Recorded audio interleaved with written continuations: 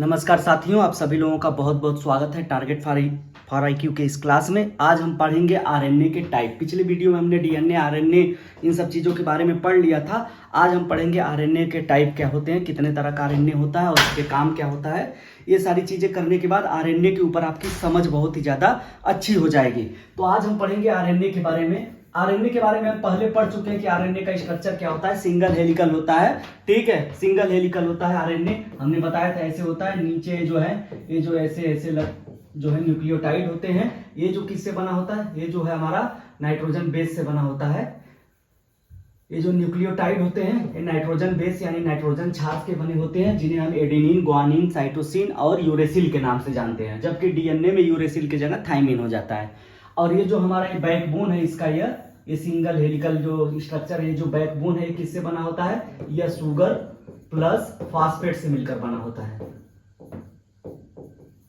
ये sugar plus phosphate से मिलकर बना होता है। यह एडिनिन, गुआनिन, साइटोसिन और यूरेसिल से मिलकर बना होता है। ये यूरेसिल, ऐसे जो न्यूक्लियोटाइड होते हैं, न्यूक्लियोटाइड हमेशा नाइट्रोजन बेस से मिलकर बने होते हैं। नाइट्रोजन बेस से मिलकर बने होते हैं। तो हम यहां कह सकते हैं nitrogen base plus sugar plus phosphate. RNA में शुगर जो होती है पेंटा शुगर होती है, पेंटा राइबो शुगर का इस्तेमाल होता है। पेंटा राइबो शुगर का इस्तेमाल होता है। शायद ऊपर का नहीं दिख रहा होगा, मैं फिर से लिख देता हूं। RNA is equal to nitrogen base plus sugar plus phosphate, इनसे मिलकर बना होता है। शुगर जो होती है 5 राइबो शुगर यानी पेंटा राइबो शुगर से मिलकर बना होता है। और ये नाइट्रोजन बेस के बारे में हम बात करते हैं तो दो तरह का बेस होता है, प्यूरिन प्लस पिरिमिडीन।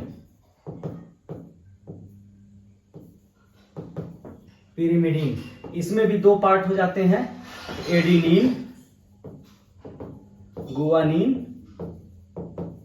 इसका क्या हो जाएगा, साइटोसिन। और क्या हो जाएगा, और हो जाएगा हमारा यूरेसिल। ये जो है पूरा का पूरा आरएनए का स्ट्रक्चर हो जाता है। ये आरएनए का पूरा स्ट्रक्चर हो जाता है, ठीक है। यह पूरा का पूरा स्ट्रक्चर है। अब आरएनए के बारे में हमने पढ़ा था कि आरएनए की खोज किसने किया था, तो फ्रेडरिक फिशर, यही भाई साहब हैं। इन्होंने डीएनए की भी खोज किया था। जो न्यूक्लिक एसिड की खोज किए थे यही थे, इन्होंने ही डीएनए आरएनए दोनों का खोज किया। डीएनए का जो डबल हेलिकल स्ट्रक्चर दिया था क्रिक एंड वाटसन ने दिया था। आरएनए की खोज करने वाले यही थे। आरएनए का मेन काम होता है प्रोटीन बनाना। आरएनए का मेन काम होता है प्रोटीन सिंथेसिस करना, प्रोटीन सिंथेसिस करने में मदद करना, या प्रोटीन सिंथेसिस करने में प्रोटीन का बनना, प्रोटीन का निर्माण।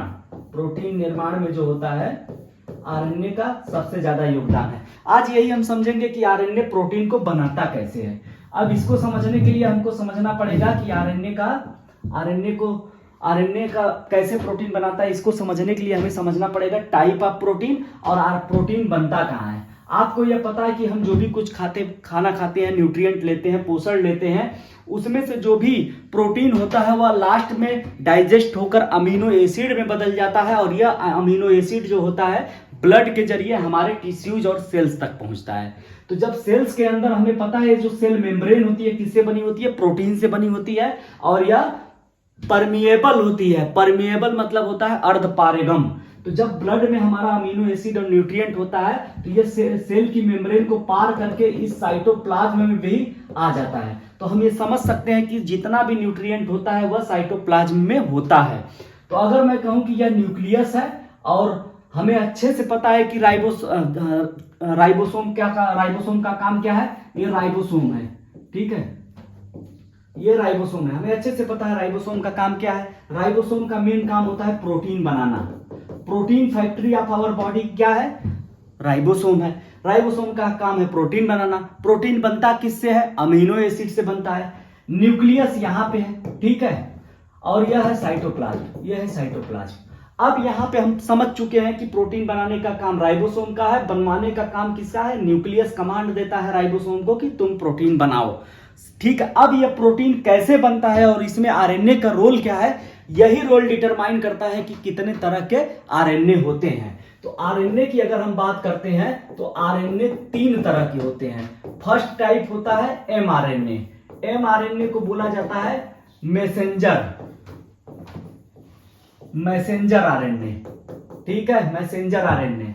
दूसरा टाइप जो हो जाता है वह आरआरएनए होता है। आरआरएनए का निर्माण न्यूक्लियोलस के अंदर होता है। आरआरएनए जो होता है इसका सिंथेसिस कहां पे होता है, न्यूक्लियोलस के अंदर होता है। न्यूक्लियोलस जो होता है, न्यूक्लियस के अंदर एक छोटा सा पार्ट होता है, ठीक है, न्यूक्लियस के अंदर न्यूक्लियोलस होता है। तो आरआरएनए मतलब हो जाएगा राइबोसोमल आरएनए, ठीक है। और तीसरा जो हो जाता है ये हमारा हो जाता है टीआरएनए। टीआरएनए की बात करेंगे तो ये हो जाएगा ट्रांसफर आरएनए। ये तीनों कैटेगरी हो गई आरएनए की। अब हम समझेंगे कि प्रोटीन बनता कैसे है। प्रोटीन बनता कैसे है यह हम समझेंगे अब यहां से, ठीक है। प्रोटीन बनता कैसे है इसको अब हम यहां से समझने का प्रयास करेंगे। मान लीजिए यह न्यूक्लियस है, इस न्यूक्लियस को प्रोटीन बनाना है। शरीर को जरूरी है कि कुछ शरीर प्रोटीन बनाए, शरीर के लिए बहुत जरूरी होता है प्रोटीन बनवाना। तो न्यूक्लियस कमांड दे देगा राइबोसोम को कि तुम्हें प्रोटीन बनाना है। न्यूक्लियस अब जाके थोड़े ना इससे कहेगा कि भाई मेरे यहां से चल के यहां, तो आके बोलेगा नहीं कि भाई मेरे प्रोटीन बनाओ। तो न्यूक्लियस जो है एक मैसेज कोड करेगा, मैसेज की कोडिंग करेगा और उस मैसेज को नंबर 1 जो हमारा है एमआरएनए यानी मैसेंजर आरएनए जो है वह न्यूक्लियस से इंफॉर्मेशन को प्रोटीन सिंथेसिस साइट तक ले आएगा। प्रोटीन सिंथेसिस साइट कहां पे है, राइबोसोम के पास है, ठीक है। तो आरएनए से जो मैसेज मिला है उस मैसेज की कोडिंग करके प्रोटीन सिंथेसिस साइट तक इंफॉर्मेशन को लाने का कौन काम करता है, वो करता है एमआरएनए। मैसेंजर आरएनए क्या करता है, इंफॉर्मेशन को लाता है, किसके पास ले आता है, प्रोटीन सिंथेसिस साइट पर ले आता है। यानी राइबोसोम के पास यहां से जो मैसेज आ रहा है वो कौन लेकर आ रहा है, वो लेकर आ रहा है एमआरएनए या मैसेज लेकर आ रहा है किसके पास, राइबोसोम के पास। मान लीजिए कोई भारतीय है, अमेरिका में बस गया, उसे अंग्रेजी अच्छी आती है, उसने भारत में उसे अपना घर बनवाना था, उसने कांटेक्ट किया यहाँ के किसी कॉन्ट्रैक्टर को, उसे अंग्रेजी में समझा दिया कि ऐसे ऐसे घर बनेगा, ये है वो है।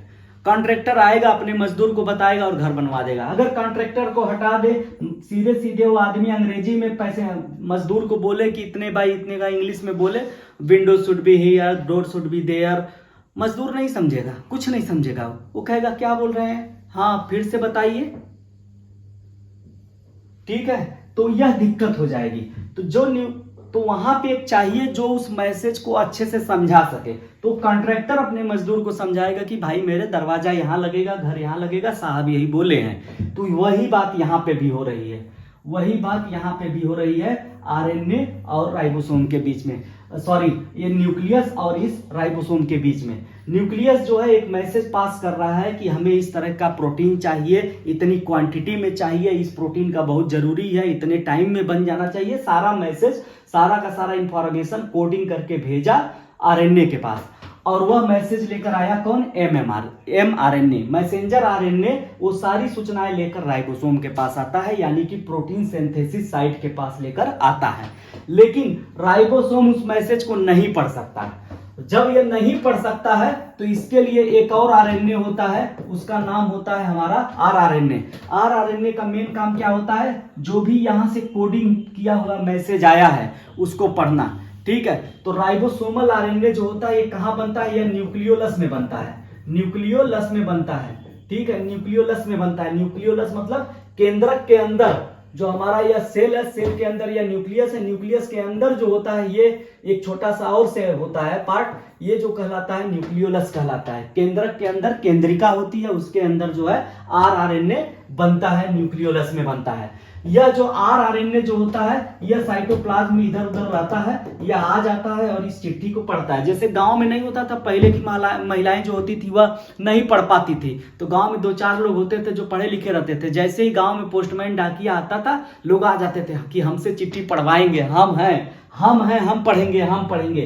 तो वही बात यहाँ भी है, आरआरएनए साइटोप्लाज्म में इधर उधर था, धड़ाक से आ गया कि लाओ मैसेज आया है, अब हम पढ़कर बताते हैं क्या है इसमें।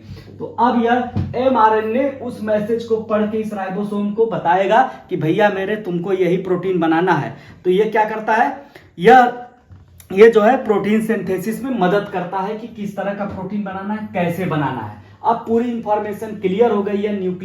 न्यूक्लियस ने जो एमआरएनए के जरिए मैसेज भेजा था, एमआरएनए ने क्या किया, वह साइट पे मैसेज लेकर आया कि इस तरह का प्रोटीन बनाना है। आरआरएनए ने उस मैसेज को डिकोड कर दिया, बता दिया कि ऐसे ऐसे प्रोटीन बनेगा, कितना बनेगा, कैसे बनेगा। ठीक है, तो टोटल आरएनए का यह 80% तक हो सकता है। जितना शरीर में आरएनए होता है उसका 80% यह होता है। एमआरएनए जो होता है 3 से लेकर 4% तक होता है, और बचा हुआ जो होता है वह टीआरएनए हो जाता है। तो अब यह सब कुछ क्लियर हो चुका है कि प्रोटीन बनाना है, ऐसा मैसेज लेकर एमआरएनए आया। आरआरएनए ने सारी चीजें क्लियर कर दिया कि इतनी मात्रा में ये सब प्रोटीन बनेगा, मदद करने को तैयार बैठा है। तीसरा जो होता है वो होता है टीआरएनए। मजदूर को पता चल चुका है घर बनाना है, लेकिन अपनी झोपड़ी तोड़कर थोड़े ना किसी का घर बनाएगा, वो कहेगा ईंट पत्थर लाओ तो घर बने। तो प्रोटीन बनाने के लिए जरूरी चीज क्या होती है, वो होता है अमीनो एसिड। अमीनो एसिड कहाँ है, इस साइटोप्लाज्म में इधर उधर फैला है। 20 तरह का अमीनो एसिड होता है, 20 तरह का अमीनो एसिड होता है, जिसमें से 9 तरह का जो है, अभी लेटेस्ट में 22 हो गया है, लेकिन अभी भी किताबों में 20 ही है, कोई बात नहीं, आप 20 ही जानिए। 9 तरह का जो होता है इसेंशियल होता है। 9 तरह का इसेंशियल मतलब कि इसको हमारा शरीर खुद से नहीं बना सकता है। 11 तरह का है, इनको शरीर हमारा बना सकता है। ये सारे अमीनो एसिड जो होते हैं प्रोटीन बनाने में मदद करते हैं। टोटल 20 तरह के हैं, जिनमें से 9 तरह के जरूरी है जो हमें ग्रहण करने पड़ते हैं, क्योंकि शरीर इसको नहीं सिंथेसिस कर सकता है। 11 को तो बना लेगा। और सभी तरह 20 तरह के अमीनो एसिड आमतौर पर जनरली जो एनिमल सोर्स ऑफ प्रोटीन होता है उसमें मिलते हैं। सोयाबीन एकमात्र वेजिटेरियन सोर्स है, या कहिए कि वेज सोर्स है, जिसमें सभी तरह के अमीनो एसिड मिल जाते हैं। तो टीआरएनए अब क्या करेगा, टीआरएनए जो है साइटोप्लाज्म में जो इधर उधर दूर दूर तक अमीनो एसिड फैले हैं, जो भी जरूरी और रिक्वायर्ड अमीनो एसिड है उनको उठाकर लाकर यहां पे ले आएगा। तो टीआरएनए क्या करता है, टीआरएनए जो होता है कोशिका द्रव्य में या साइटोप्लाज्म में फैला हुआ, स्प्रेड हुआ, बिखरा हुआ, डिस्पर्स हुआ अमीनो एसिड जो भी है उसको कहां लेकर आएगा, सिंथेसिस साइट पर लाएगा। और इस तरह अमीनो एसिड भी आ गया, मैसेज भी क्लियर है कि प्रोटीन बनाना है, डिकोड भी हो चुका है, और अब जो है अमीनो एसिड भी आ चुका है। अब राइबोसोम क्या करेगा, बना देगा प्रोटीन। तो 3 तरह के जो है, 3 तरह के जो होते हैं हमारे पास जो है अमीनो एसिड है। ठीक है, तो ट्रांसफर आरएनए है, राइबोसोमल आरएनए है, मैसेंजर आरएनए है। मैसेंजर आरएनए 4% तक होता है, 4 से 5 पर 3 से 4% तक होता है। आरआरएनए 80% तक होता है। जितना भी शरीर में आरएनए होता है उसका 80% यही होता है। और टीआरएनए क्या है, टीआरएनए जो है बचा हुआ परसेंटेज हो जाएगा, करीब करीब 15% के आसपास टीआरएनए हो जाता है। तो कभी कभी आपसे सीधा क्वेश्चन पूछेगा कि कौन सा आरएनए सर्वाधिक मात्रा में हमारी कोशिका में पाया जाता है, तो होता है आरआरएनए सर्वाधिक मात्रा में हमारी कोशिका में पाया जाता है। ठीक है, अब हम पढ़ते हैं कि कैसे जो है आरएनए बनता है। आप थोड़ा सा इसको देख लेते हैं, जरा सा हम ट्रांसक्रिप्शन पढ़ लेते हैं। ठीक है, ट्रांसक्रिप्शन के बारे में पढ़ लेते हैं। ट्रांसक्रिप्शन एक ऐसी प्रक्रिया है जिसके जरिए डीएनए आरएनए में कन्वर्ट हो जाता है। डीएनए कन्वर्ट होगा आरएनए में, इस प्रक्रिया को बोलते हैं ट्रांसक्रिप्शन। ट्रांसक्रिप्शन एक ऐसी प्रक्रिया है जिससे डीएनए आरएनए में बदल जाता है। और अगर आरएनए का रिवर्स ट्रांसक्रिप्शन कर दें तो वही है। अब समझिए क्या है जो हमने बताया था, नाइट्रोजन बेस सुगर और फास्फेट, जो डीऑक्सीराइबोसुगर है उसकी जगह पेंटाराइबोसुगर कर दें और थायमिन की जगह यूरेसिल कर दें, तो डीएनए आरएनए में बन गया, डीएनए आरएनए में बन जाएगा। अगर वही हटाकर आरएनए में जो है पेंटाराइबोसुगर की जगह डी राइबोसुगर कर दें और यूरेसिल की जगह थायमिन कर दें, तो वह रिवर्स ट्रांसक्रिप्शन हो जाएगा, फिर आरएनए डीएनए में बन जाएगा। तो क्या हो जाएगा, ये कहलाएगा रिवर्स ट्रांसक्रिप्शन। तो आपसे कभी कभी पूछेगा कि ट्रांसक्रिप्शन क्या होता है, तो ट्रांसक्रिप्शन का मतलब होता है डीएनए के नाइट्रोजन बेस और शुगर में चेंज कर दिया जाए तो डीएनए जो है आरएनए में बदल सकता है। इस घटना को, इस प्रोसेस को हम ट्रांसक्रिप्शन बोलते हैं। रिवर्स ट्रांसक्रिप्शन क्या होगा, अगर आरएनए के नाइट्रोजन बेस में यूरेसिल की जगह थाइमिन कर दें और आरएनए के पेंटा शुगर की जगह डीऑक्सीराइबो शुगर कर दें तो क्या हो जाएगा, पेंटा राइबो शुगर की जगह डीऑक्सीराइबो शुगर कर दे तो आरएनए डीएनए में बदल जाएगा। यानी हम कह सकते हैं कि नाइट्रोजन बेस और शुगर में परिवर्तन करके, नाइट्रोजन बेस के कॉम्बिनेशन में और शुगर के कंपोजिशन में, नाइट्रोजन बेस और शुगर के कंपोजिशन में चेंज करके डीएनए को आरएनए में बदलना ट्रांसक्रिप्शन कहलाता है। और नाइट्रोजन बेस और शुगर के कंपोजिशन में चेंज करके आरएनए से फिर डीएनए बनाना ही हमारा रिवर्स ट्रांसक्रिप्शन कहलाता है। इसी तरह का क्वेश्चन आपसे पूछेगा। इसके अलावा अगर मैं कहूं कि डीएनए आरएनए में डिफरेंस क्या होता है, तो डीएनए आरएनए में डिफरेंस की अगर बात करेंगे तो क्या हो जाएगा, डीएनए आरएनए, फिर से इसको एक बार देख लेंगे, याद हो जाएगा। डीएनए क्या होता है, यह जेनेटिक मटेरियल है, जेनेटिक मटेरियल है, यह प्रोटीन बनाता है, यह not genetic material, not genetic material, ठीक है, जेनेटिक मटेरियल। एक्सेप्शन है, एक्सेप्शन यह है कि वह वायरस के अंदर हो सकता है, वायरस में यह जेनेटिक मटेरियल हो सकता है, जेनेटिक मटेरियल वायरस के अंदर यह हो सकता है। कुछ वायरस में आरएनए जेनेटिक मटेरियल होता है। जितने भी प्लांट वायरस होते हैं, प्लांट को नुकसान पहुंचाने वाले वायरस में हमेशा जेनेटिक मटेरियल जो होता है वह आरएनए होता है। डीएनए क्या होता है, हमेशा एनिमल को नुकसान पहुंचाने वाले वायरस में होता है। लेकिन कुछ वायरस ऐसे होते हैं जिनके अंदर आरएनए जो होता है जेनेटिक मटेरियल होता है, लेकिन वह एनिमल को भी नुकसान पहुंचाते हैं, ठीक है। जैसे आपका पोलियो का इसका वायरस हो गया, कोविड का वायरस हो गया, एड्स का वायरस हो गया, इन सब का जेनेटिक मटेरियल आरएनए होता है और ये सब इंसानों को नुकसान पहुंचाते हैं। लेकिन जनरली प्लांट को नुकसान पहुंचाने वाले वायरस का जेनेटिक मटेरियल हमेशा आरएनए होता है। एनिमल को नुकसान पहुंचाने वाले वायरस का जेनेटिक मटेरियल सदैव जो होता है डीएनए होता है। एक्सेप्शन कुछ केसेस में पाए गए हैं, ठीक है। यह जेनेटिक मटेरियल है। इसमें क्या होता है, नाइट्रोजन बेस की बात करते हैं तो नाइट्रोजन बेस में इसमें क्या हो जाता है, इसमें थाइमीन होता है, थाइमीन होता है। इसमें अगर हम नाइट्रोजन बेस की बात करते हैं तो नाइट्रोजन बेस की बात करेंगे तो इसमें जो होता है यूरेसिल हो जाएगा, यूरेसिल हो जाता है। इसकी अगर हम बात करते हैं, इसमें अगर हम शुगर की बात करते हैं, शुगर की बात करेंगे तो इसमें डीऑक्सीराइबो शुगर होता है, डीऑक्सीराइबो शुगर होता है। इसमें शुगर की बात करते हैं तो क्या हो जाएगा, इसमें शुगर की बात करेंगे तो पेंटाराइबो शुगर हो जाएगा, पेंटाराइबो शुगर होता है, पेंटाराइबो शुगर होता है।